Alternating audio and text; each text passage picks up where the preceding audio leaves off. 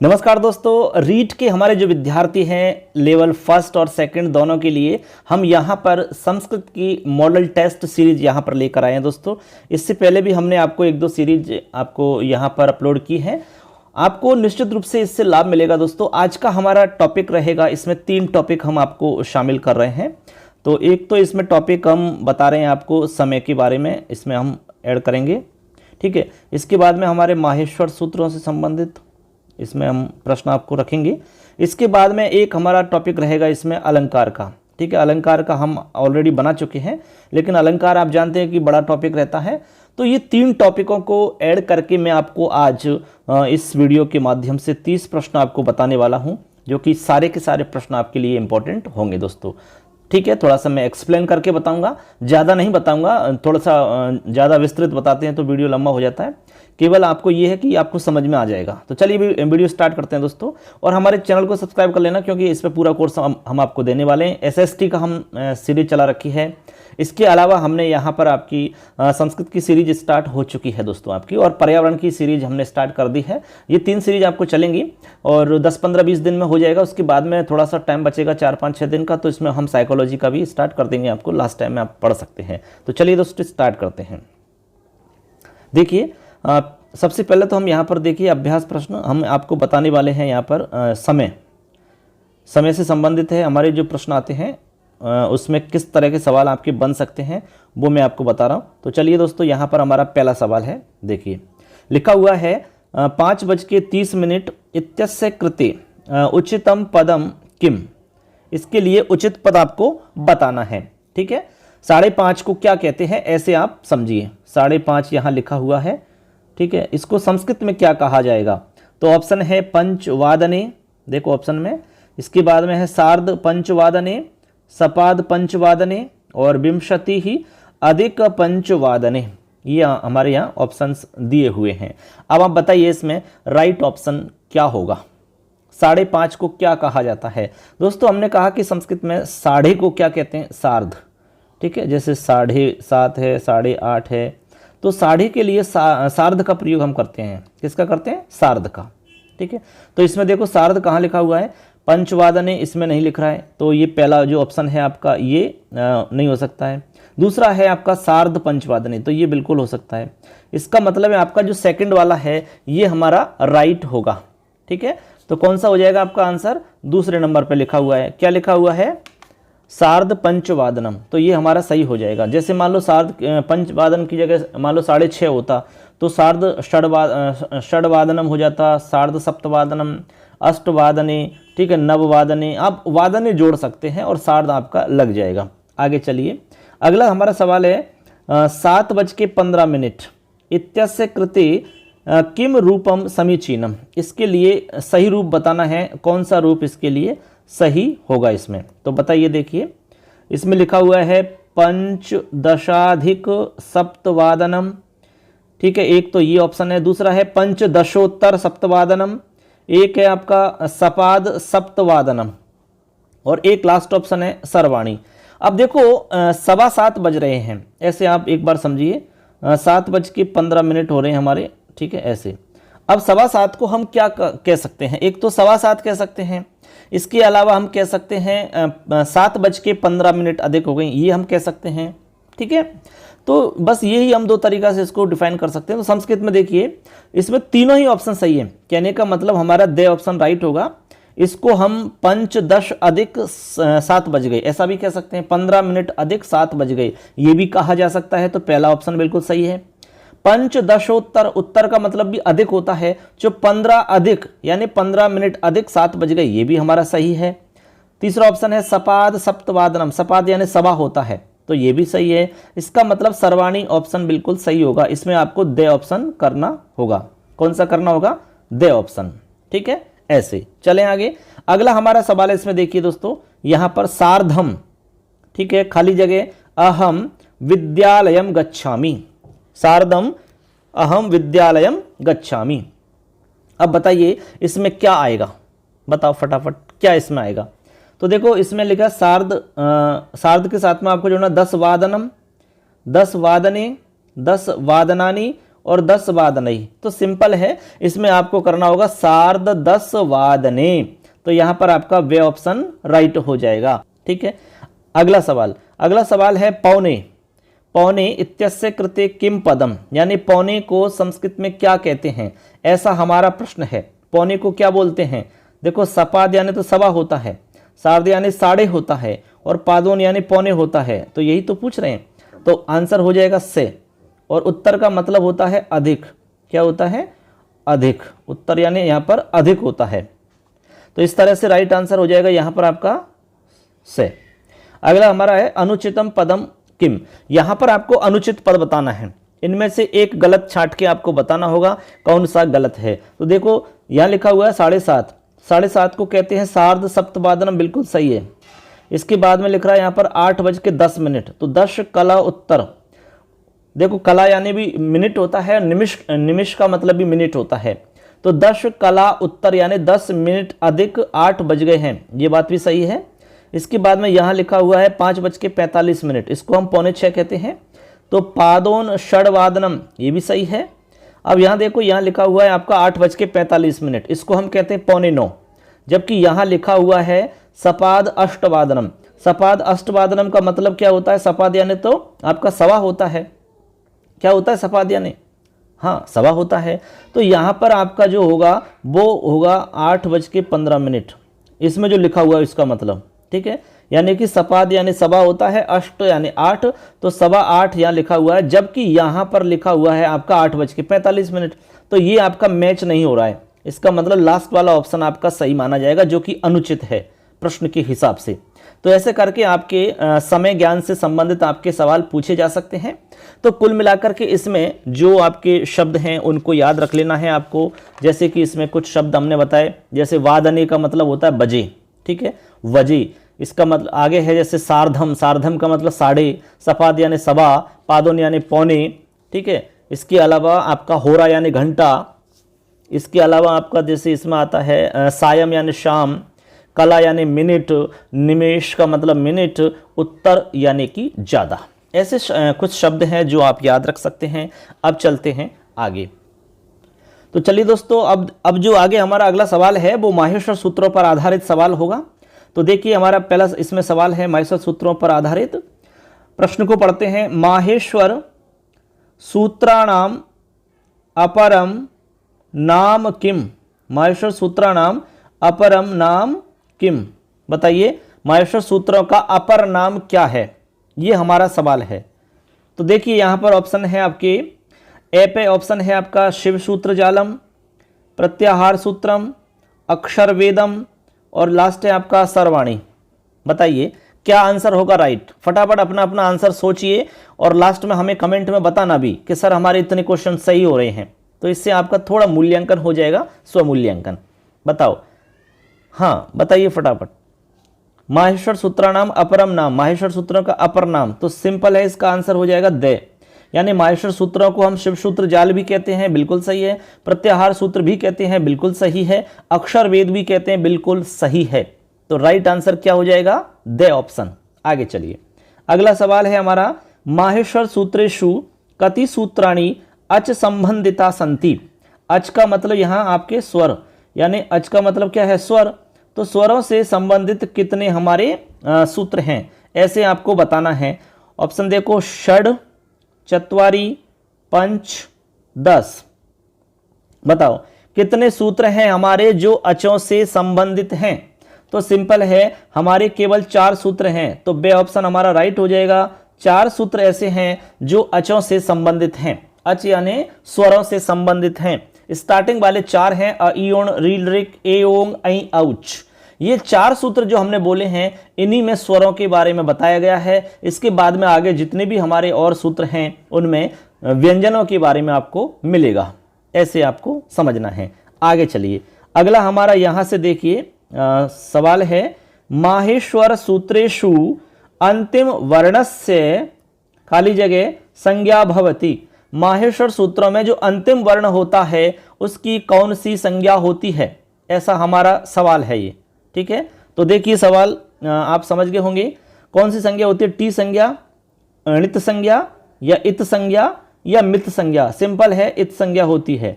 आपके जो अंतिम वर्ण होते हैं उनकी होती है इत संज्ञा। कौन सी संज्ञा होती है? इत संज्ञा। ठीक, आगे चलिए। अगला सवाल है कति सूत्राणि व्यंजन संबंधिता संति, व्यंजनों से संबंधित हैं। ठीक है, व्यंजन या फिर हल वर्ण, हल वर्णों से संबंध रखने वाले कितने सूत्र हैं हमारे माहेश्वर सूत्रों के अंदर? 9, 11 या 10 या 5?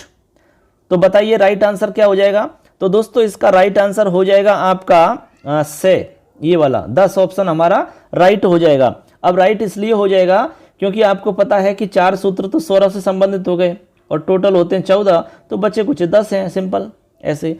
यानी कि हायवरट से लेकर के और लास्ट हमारे जो सूत्र है हमारा हायवरट से लेकर के लास्ट अंतिम सूत्र तक आप गिनोगे तो 10 आपके सूत्र हो जाएंगे। आगे चलिए, अगला है हमारा माहेश्वर सूत्राणाम मुख्य उद्देश्यम किम? माहेश्वर सूत्रों का मुख्य उद्देश्य क्या है, ये हमारा सवाल है। ऑप्शन में है इत संज्ञा, प्रत्याहार निर्माण, वर्ण ज्ञानम, अक्षर ज्ञानम। इनमें से आपको राइट आंसर बताना है। माहेश्वर सूत्रों में बताइए मुख्य उद्देश्य क्या है माहेश्वर सूत्रों का? माहेश्वर सूत्र आपने पढ़ लिए होंगे। इनका मुख्य उद्देश्य है दोस्तों प्रत्याहार निर्माण करना। क्या है? प्रत्याहारों का निर्माण करना।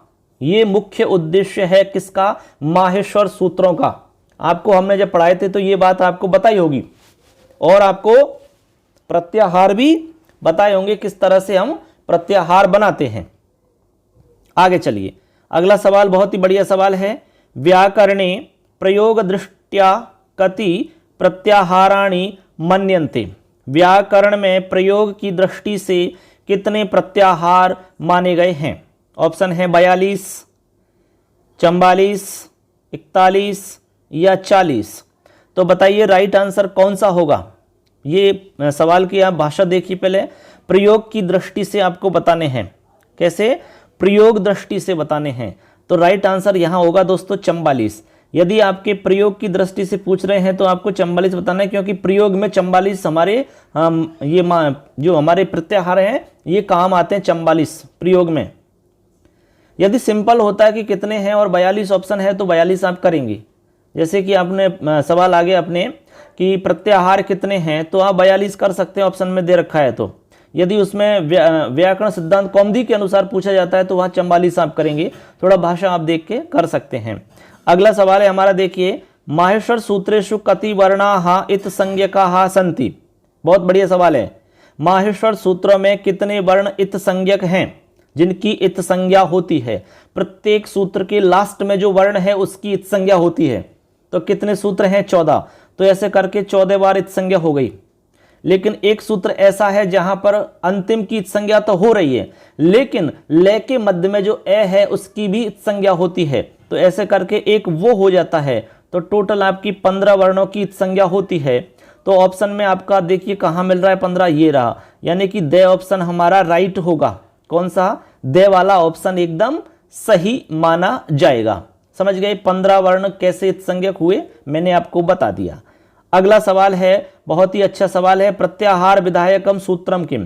प्रत्याहार विधायक सूत्र कौन सा है? चूटू, आदिरंतेन सहिता, लशक व तद्धिते, हलंत्यम।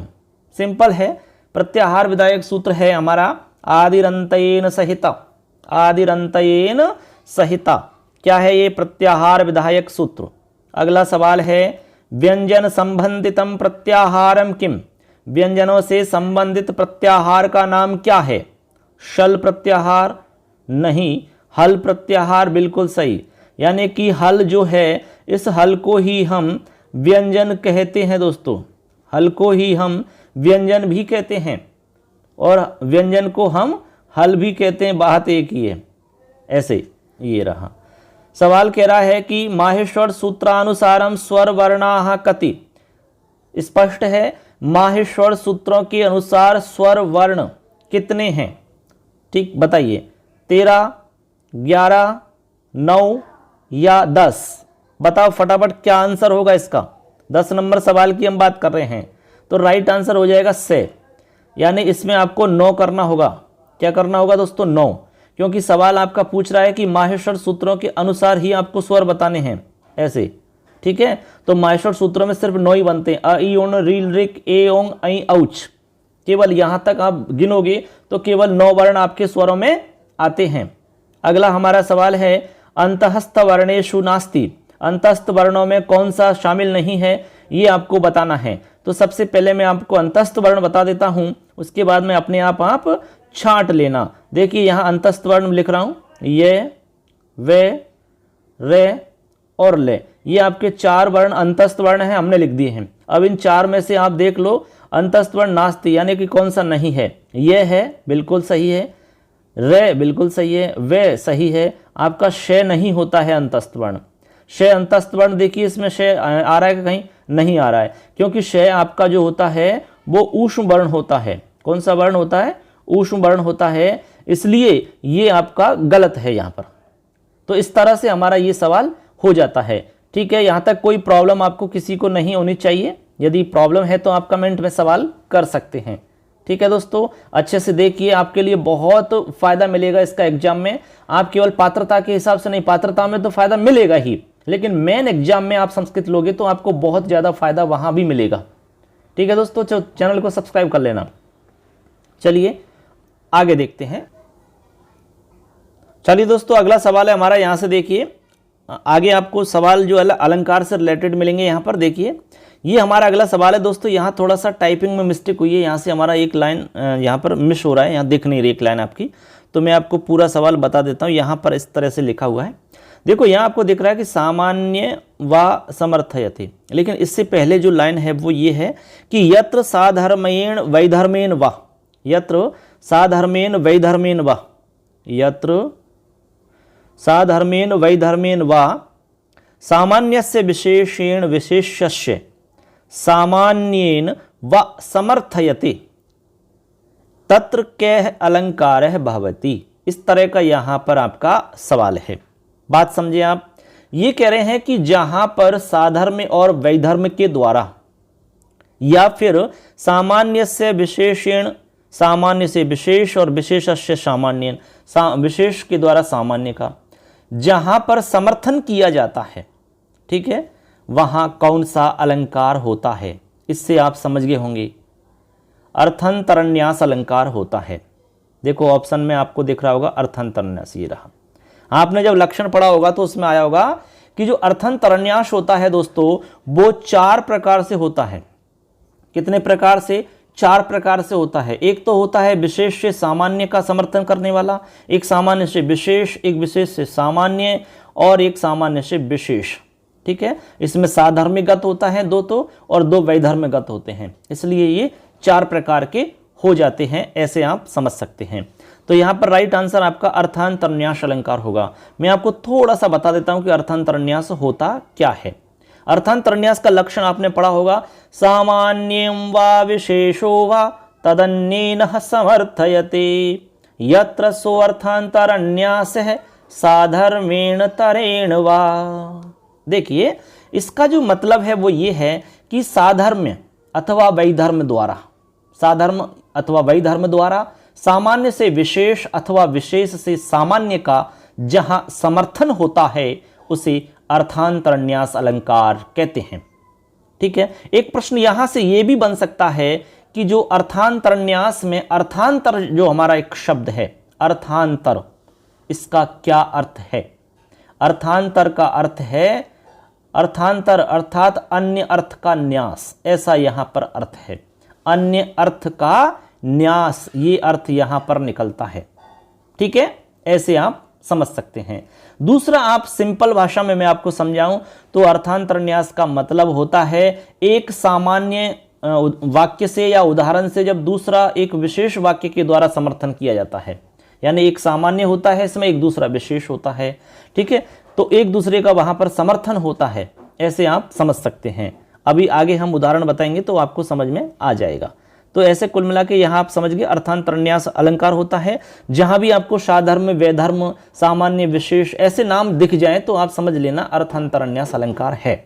अगला सवाल देखिए, सामान्य रूपेण यत्र सूक्ति माध्यमेन अर्थ संपादनम भवति तत्र कैः अलंकारः कथ्यते। कह रहे हैं कि सामान्य रूप से जहां पर सूक्ति के माध्यम से अर्थ का संपादन होता है वहां कौन सा अलंकार होता है? सिंपल है, तो ऐसी जगह पर आपका अलंकार होगा दोस्तों अर्थांतरन्यास अलंकार। कौन सा होता है? अर्थांतरन्यास अलंकार होता है। आप अच्छे से इस बात को सोच के रखें, इस बात को याद रखें दिमाग में। अर्थांतरन्यास की जो मैं बात बता रहा हूं आपको, जहां पर सामान्य रूप से आप समझ लेना, जहां पर सूक्ति के माध्यम से अर्थ बताया जाए, सूक्ति के माध्यम से आपको जितने भी उदाहरण मिलेंगे इसमें, उनमें सूक्ति के माध्यम से कोई बात बताई जाएगी।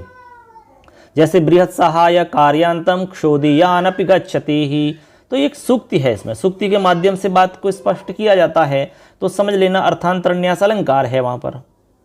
उदाहरण देखो, अगला सवाल है हमारा, बृहत् सहाय कार्यांतः क्षोदीयानपि गच्छति ही शंभुयाम्भोदिमव्येति महानद्यानगापगाः इत्यत्र के अलंकारा। यहाँ पर कौन सा अलंकार है बताइए? अर्थांतरन्यास, निदर्शना, उपमा या यमकम? इनमें से बताओ फटाफट कौन सा आंसर सही होगा।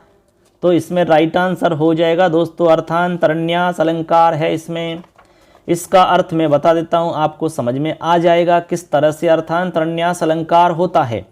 देखिए, कह रहे हैं कि बृहत् सहाय कार्यांतः क्षोदीयानपि गच्छति, यानी बड़े लोगों की सहायता से छोटे व्यक्ति भी किसी कार्य के अंत अथवा पार तक जा सकते हैं। अर्थात बड़े लोगों की सहायता से छोटे व्यक्ति भी अपने कार्य को सिद्ध कर लेते हैं। जिस तरह छोटी छोटी पहाड़ी नदियां बड़ी नदियों के साथ मिलकर के समुद्र तक पहुंच जाती हैं, ये यहां पर इसका मतलब है। तो हमने कहा कि भाई जहां पर सामान्य और विशेष दो बात रहेंगी, दोनों के द्वारा एक दूसरे में क्या समर्थन किया जाएगा, तो वहां पर हमारा अर्थांतरन्यास अलंकार होगा। हमने दूसरी बात कही कि जहां पर आपकी सूक्ति के माध्यम से अर्थ का संपादन होता है, वहां आपका अर्थांतरन्यास अलंकार होता है। तो बात एक ही है, आप किसी भी रूप में उसको समझ सकते हैं। ठीक है, तो कुल मिला के आप समझ गए कि सामान्य तथा विशेष जो होते हैं उसमें ये नाम आ सकते हैं, या फिर साधर्म या वैधर्म ऐसा नाम आपको मिल सकता है। आगे चलिए अगला सवाल देखते हैं। अगला सवाल है आपका, हनुमान अब्धिमतरद दुष्करम किम महात्मना कोयं अलंकारः, यानी कह अलंकारः। कहने का मतलब यहाँ पर आपको अलंकार बताना है। हनुमानम अवधि अतरद दुष्करम किम महात्मनम, हनुमान ने समुद्र को पार कर लिया। ठीक, आगे इसमें लिख रहा है दुष्करम किम महात्मनम, यानी महान लोगों के लिए क्या दुष्कर है, अर्थात कुछ भी कठिन नहीं है। दो बात है इसमें, दो बात, एक बात दूसरी बात का समर्थन कर रही है, यानी हनुमान ने समुद्र को पार कर लिया। दूसरी बात कह रही है कि महान लोगों के लिए क्या दुष्कर है, कोई कठिन काम नहीं है। ऐसे तो ऐसी स्थिति में अलंकार होता है अर्थांतरन्यास। कौन सा अलंकार होता है? अर्थांतरन्यास अलंकार होता है। सूक्ति के माध्यम से भी देख सकते हो, ये हमारी सूक्ति है, सूक्ति के माध्यम से अर्थ को बताया जा रहा है। ऐसे आगे चलिए, अगला हमारा उदाहरण है इसमें, दिशि मंदायते तेजो दक्षिणस्याम रवेरपि तस्यामेव रघुः पांड्याः प्रतापम ने विषेहिरे। अत्र के अलंकार है, यहां पर कौन सा अलंकार है बताइए भैया। ऑप्शन है व्यतिरेक, उपमा, विशेषोक्ति, निदर्शना। कौन सा अलंकार है फटाफट बताइए। तो ऑप्शन देखिए, आप देखिए फटाफट। तो चलिए मैं आपको आंसर बता देता हूं दोस्तों, यहां पर हो जाएगा व्यतिरेक अलंकार। ये फेमस उदाहरण है, बहुत ही मोस्ट आपके लिए है ये उदाहरण है, आप एग्जाम के लिए तैयार कर सकते हैं इसको। ठीक है, आने वाला सेकंड ग्रेड तक भी आता है ये, और थर्ड में भी आ सकता है, यानी रीट आदि में ये पूछा जाता है। तो ऑप्शन आपका कौन सा सही है? व्यतिरेक वाला। कैसे? चलो मैं इसका अर्थ बता देता हूं आपको, उससे थोड़ा सा आपको समझ में आ जाएगा। सबसे पहले तो आपको मैं ये बता रहा हूं कि व्यतिरेक में होता क्या है, थोड़ा सा समझ लो। व्यतिरेक में क्या होता है दोस्तों, यानी कि इसमें उपमान से उपमेय को अधिक बता करके इस प्रकार की व्यंजना कराई जाती है कि उपमान उपमेय की समता नहीं कर सकता। कहने का मतलब ये हुआ कि जहां पर उपमान की अपेक्षा उपमेय में आधिक्य वर्णित हो, जहां अधिकता वर्णित की जाती है, उपमान की अपेक्षा उपमेय में ज्यादा मतलब वर्णन किया जाता है, उसको ज्यादा बड़ा बताया जाता है। ऐसे आप समझ लो, उदाहरण में क्या कहा जा रहा है उससे समझ लो, उससे पूरी बात समझ में आ जाएगी आपकी। उदाहरण कह रहा है कि दिशि मंदायते तेजो दक्षिणस्याम रवेरपि, जब सूर्य भी दक्षिण दिशा में जाते हैं तो उनका भी प्रताप मंद पड़ जाता है, किंतु उसी दक्षिण दिशा में पांड्य लोग रघु का प्रताप सहन नहीं कर सके। देखो कितनी बड़ी बात है, यानी कि रघु के प्रताप को सूर्य के उस तेज से भी महान बता दिया। बात समझ गए? यानी कि कह रहे हैं कि जब सूर्य भी दक्षिण दिशा में जाता है तो उनका जो प्रताप है वो मंद पड़ जाता है। जब सूर्य दक्षिण दिशा में जाता है तो उनका प्रताप मंद पड़ जाता है, किंतु उसी दक्षिण दिशा में जब पांड्य लोग रघु का प्रताप सहन नहीं कर सके, रघु का प्रताप सहन नहीं कर सके, इसका मतलब रघु का जो तेज या प्रताप है वो सूर्य से भी बढ़ के बता दिया। तो हमने यही तो कहा था कि जहां पर उपमान की अपेक्षा उपमेय में आधिक्य वर्णन होता है वहां व्यतिरेक अलंकार होता है। ऐसे आप समझ सकते हैं। इस तरह के उदाहरण आपके इसी में मिलेंगे आपको। ठीक, क्लियर? आगे चलो। अगला है हमारा, देखिए, यत्र यथावत स्वाभाविकम वर्णनम क्रियते तत्र अलंकार है भवति, विभावना स्वभावोक्ति निदर्शना कोपिन। कह रहे हैं कि जहां पर यथावत स्वाभाविक वर्णन किया जाता है, बिल्कुल जैसा है उसी प्रकार का वर्णन किया जाता है, तो वहां पर होता है हमारा स्वभावोक्ति अलंकार। कौन सा होता है दोस्तों? स्वभावोक्ति अलंकार।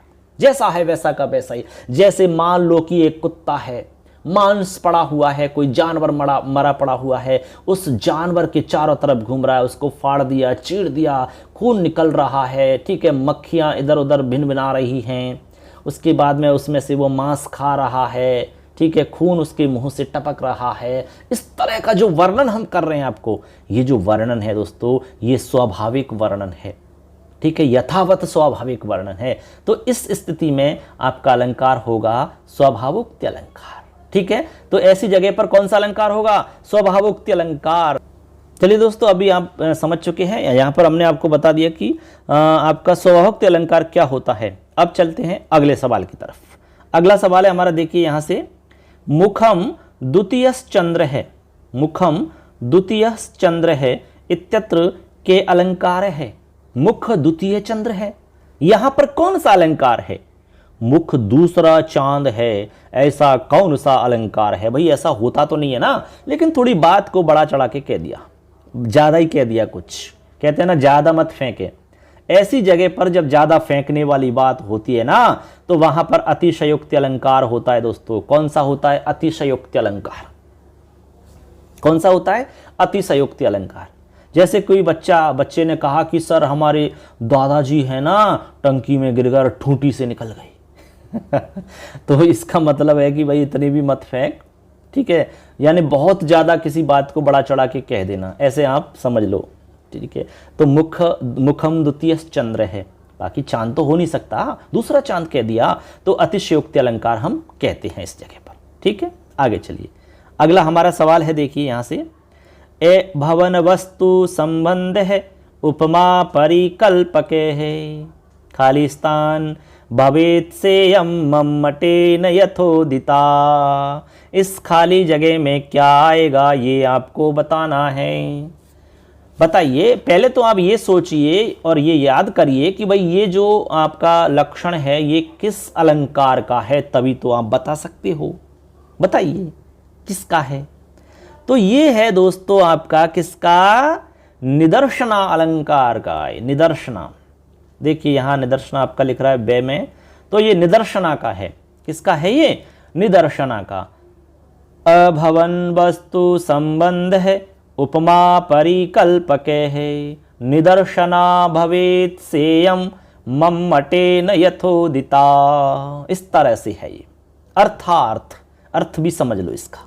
इसका मतलब है दोस्तों यहां पर कि जहां पर वस्तु का संबंध परस्पर न जुड़ता हो और वह स्वार्थ बोध के लिए उपमा की कल्पना करता हो, उसे निदर्शना कहते हैं। निदर्शना का अर्थ होता है उदाहरण। निदर्शना का अर्थ उदाहरण होता है। एग्जाम में सवाल पूछा जा सकता है, निदर्शना का क्या अर्थ है? तो निदर्शना का अर्थ लिखना है उदाहरण। क्या? उदाहरण। निदर्शना का मतलब उदाहरण होता है। यानी इसमें उदाहरण के द्वारा किसी बात को समझाया जाता है, ऐसे आप समझ लो। ठीक, आगे चलिए अगला सवाल। अगला सवाल जो है आपका वो इसी का मतलब उदाहरण है, ऐसे आप समझ लीजिए। क्व सूर्य प्रभवो वंशः क्व चाल्प विषया मतिः तितीर्षो दुस्तरम मोहाद उडुपेनाश्मि सागरम। देखिए कितनी बढ़िया बात है। इसमें कौन सा अलंकार है ऐसे आपको बताना है। ऑप्शन है निदर्शना, विभावना, दृष्टांतः, स्वभावोक्ति। ये जो उदाहरण है बहुत ही फेमस है और बहुत ही मोस्ट है, एग्जाम में आ सकता है ये, तो इनको याद करना है आपको। इसका अर्थ समझ लो एक बार तो आपको थोड़ा सा आसान हो जाएगा। इसका अर्थ है कि क्व सूर्य प्रभवो वंशः, यानी कि कहां सूर्य से उत्पन्न होने वाला महान वंश, और कहां अल्पज्ञ मेरी बुद्धि। देखो दो बात बता रहे हैं वो, कि एक तो सूर्य से उत्पन्न होने वाला महान वंश और कहां मेरी अल्पज्ञ बुद्धि। फिर भी मोहवश मैं छोटी सी नौका से दुस्तर सागर को पार कर रहा हूं या पार करना चाह रहा हूं। एक छोटी सी नाव के द्वारा मैं इतने बड़े समुद्र को पार करने की इच्छा कर रहा हूं, ऐसा यहां पर मतलब है। तो बात समझ गए आप। हमने आपसे कहा कि जहां पर वस्तु का संबंध परस्पर नहीं जुड़ता है, यहां पर आपस में वस्तु का दोनों का संबंध नहीं जुड़ रहा है, फिर भी स्वार्थ बोध के लिए उपमा की कल्पना करते हैं हम।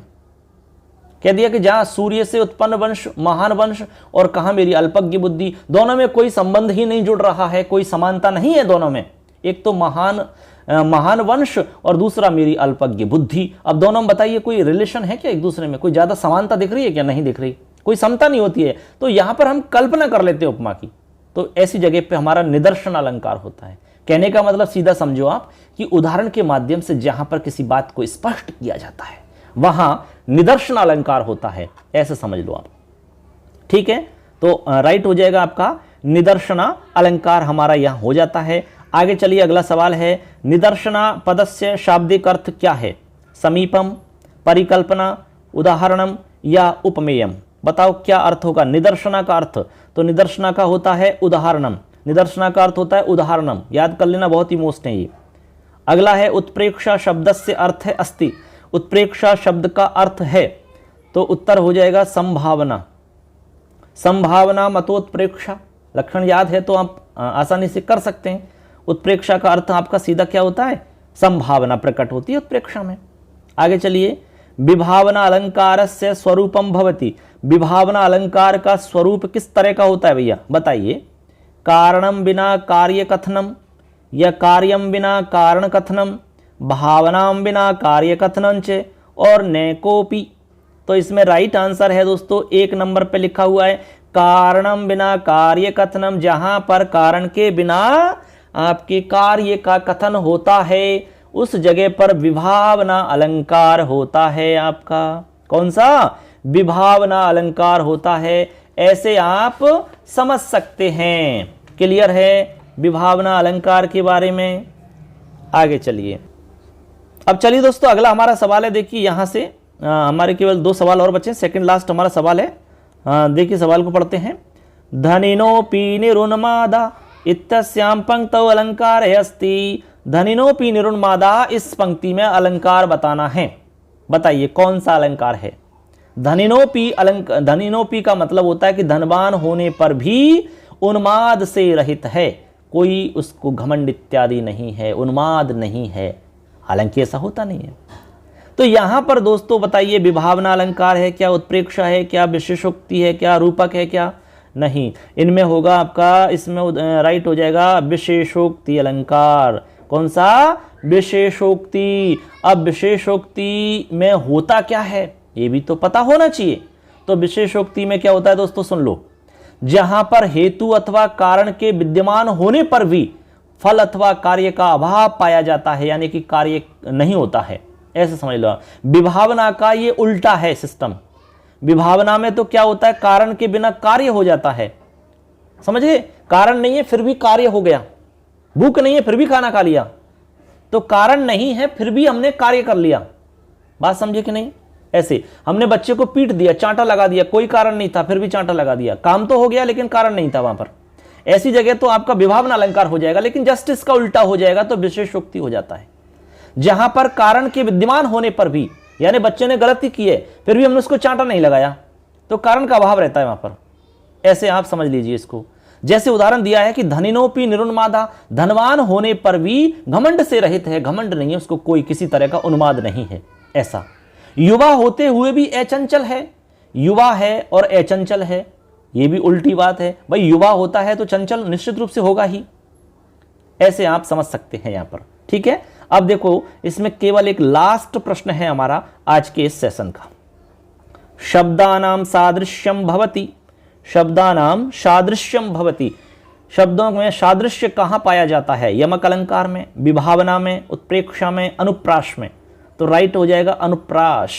हम आपको बता चुके हैं पहले से ही, व्यंजन वर्णों में समानता पाई जाती है अनुप्रास के अंदर, ये हम ऑलरेडी आपको पढ़ा चुके हैं।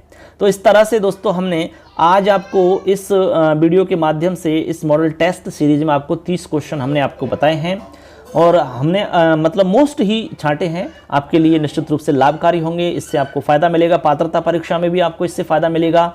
इसके अलावा जो आपकी मेन एग्जाम होने वाली है उस मेन एग्जाम में भी इससे आपको लाभ मिलेगा। तो ऐसे ही पूरी सीरीज को आप देखिए दोस्तों, आगे आपको और भी सीरीज मिलेगी।